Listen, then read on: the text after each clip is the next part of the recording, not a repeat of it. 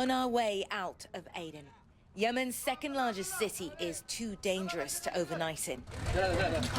On the journey in, we'd been warned we must leave before dark. We weren't the only ones trying to get out. For these people desperate to leave this besieged city, our ship was an unexpected lifeline. Too scared to sleep at home, many of them were living on the streets outside the port.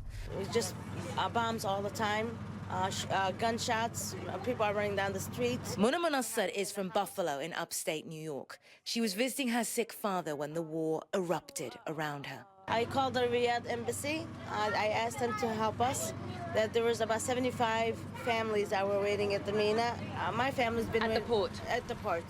My family has been waiting there for 2 weeks. We ran out of money, we ran out of food, we ran out of shelter. We're just sitting there waiting for someone to come in and say, okay, where's the Americans? Let's pick them up. But that didn't happen, and Muna and her family had to pay $3,000 to port officials just to be allowed to leave Aden. She gave them everything she had. And I want to ask my president, Mr. Obama, how come we are third-class citizens? How come our country did not come and rescue us? Muna says there are 75 more American families still stranded in Aden, uncertain whether they will make it out alive.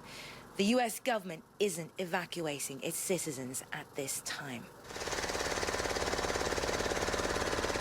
After a day and a half at sea, we reached Djibouti port.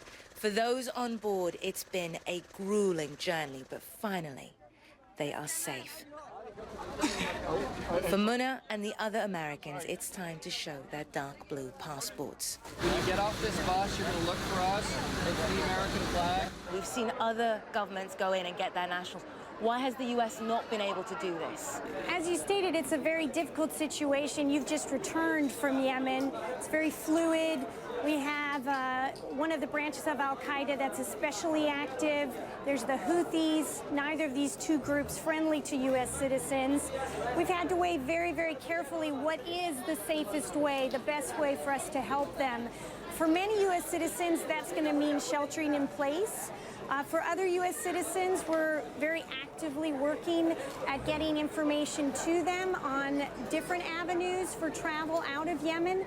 And then, of course, when they reach places like Djibouti, we're here right away at the port, meeting them when they get off the boats to provide immediate assistance, food, water, and help them get their papers processed to travel home. For Muna and her daughters, at least the ordeal is now over. For those left behind, it's unclear when and if help will be on its way. Naam Al-Bagher, CNN, Aden.